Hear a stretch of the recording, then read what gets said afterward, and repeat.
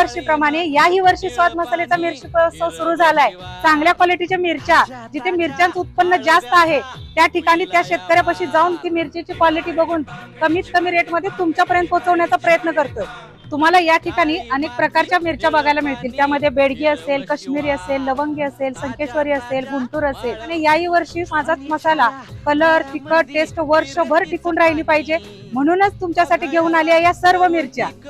तर हा महोत्सव 15 मार्च ते 30 मे पर्यंत मैत्रिणींना सुरू आहे। तर वाट कसली बघताय? जवळ तुम्हाला जी सोयीस्कर असेल त्या शाखेला जावा आणि तुम्हाला असणारी मिरची खरेदी करा। पलूसमध्ये तरसाचा थरार, शिवाजीनगर परिसरात तिघांवर हल्ला, शेतकरी वर्गात दहशतीचे वातावरण। पलूस शहरालगत असलेल्या शिवाजीनगर निकममळा परिसरात बुधवारी सायंकाळी एका तरस सदृश्य वन्य प्राण्याने अक्षरशः धुमाकूळ घातला। अवघ्या अर्ध्या तासाच्या फरकाने या प्राण्याने 3 वेगवेगळ्या शेतांमध्ये हल्ले चढवले, ज्यामध्ये 2 पुरुषांसह एका महिलेचा समावेश आहे। सुदैवाने या तिन्ही व्यक्तींनी प्राण्याचा निकराने प्रतिकार केल्यामुळे मोठे संकट टळले, मात्र या तिघांनाही त्या तरसाने चावा घेतला आहे।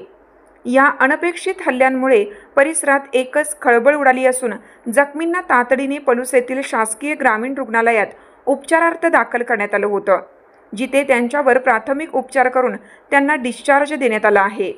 घटनेची माहिती मिळताच वन विभागाच्या पथकाने तातडीने घटनास्थळी धाव घेऊन पाहणी केली।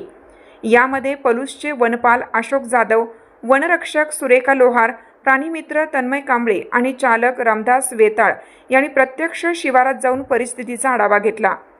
पाहणी दरम्यान असे दिसून आलं की या तरसाने ऊसाच्या शेतात मध्यभागी जमीन उकरून पिलांसाठी राहण्याची सोय केली असून तिथे एक मादी तरस व 2 पिले वास्तव्यास आहेत। परिसरात ऊसाचे मोठे शिवार असल्यामुळे या प्राण्यांना दडण्यासाठी सुरक्षित जागा मिळाली असून यामुळे त्यांचा वावर अधिक धोकादायक बनला आहे। या हल्ल्यांमुळे शेतकरी आणि विशेषतः रोजंदारीवर जाणाऱ्या महिला शेतमजुरांमध्ये प्रचंड भीतीचे वातावरण निर्माण झालं असून शेतात कामाला जाणे आता जिकिरीचे झाले आहे। या गंभीर परिस्थितीची दखल घेत सामाजिक कार्यकर्ते धनंजय सूर्यवंशी यांनी वन विभागाकडे आक्रमक मागणी केली आहे। वन विभागाने या परिसरात तात्काळ पिंजरा लावून सापळा रचावा आणि ट्रॅप कॅमेरे बसवून या वन्य प्राण्यांचा कायमस्वरूपी बंदोबस्त करावा, जेणेकरून शेतकऱ्यांना निर्भयपणे शेतात वावरता येईल।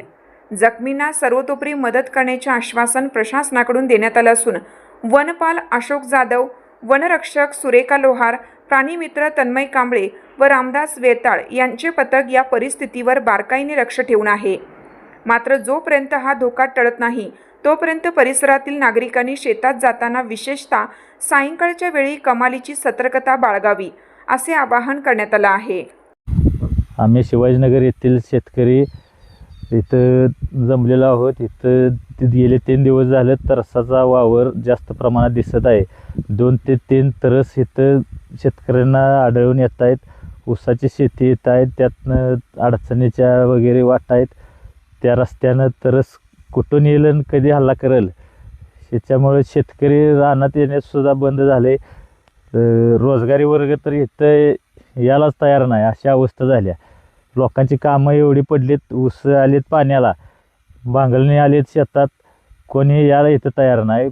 आणि आता काय झाले 2 ते 3 दिवस झाले आमच्या येथील 2-3 इथं चावा घेतला आहे तरसानं। तरी वन विभागानं याची दखल घ्यावी, त्या तरसांचा लवकरात लवकर बंदोबस्त करावा। त्याच्यासाठी काय उपाययोजना करायला लागत असतील ती तुम्ही करावी अशी आमची विनंती आहे। आणि त्याच्यासाठी लवकरात लवकर काही करा, पण लवकरात लवकर सापळ्या आणा। त्याच्यासाठी अजून काय करायला लागत असेल तर करून त्याचा बंदोबस्त करावा, एवढी आमची मागणी मान्य करा।